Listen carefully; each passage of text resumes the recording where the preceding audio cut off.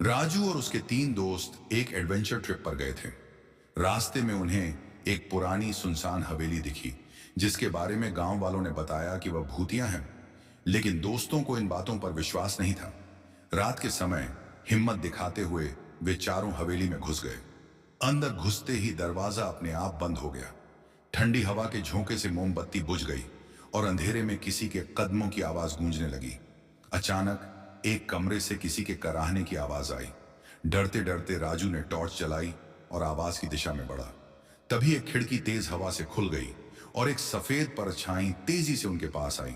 सभी घबराकर चिल्लाए और भागने लगे। भागते समय उन्होंने देखा कि हवेली की दीवारों पर पुराने अखबारों की कतरनें लगी थीं। एक कतरन में लिखा था, यह हवेली कभी राजा रणवीर सिंह की थी, जो रहस्यमयी तरीके से गायब हो गए। उनके बाद जो भी इस हवेली में आया वह कभी वापस नहीं लौटा। तभी राजू के दोस्त विक्रम को लगा कि किसी ने उसके कंधे पर हाथ रखा।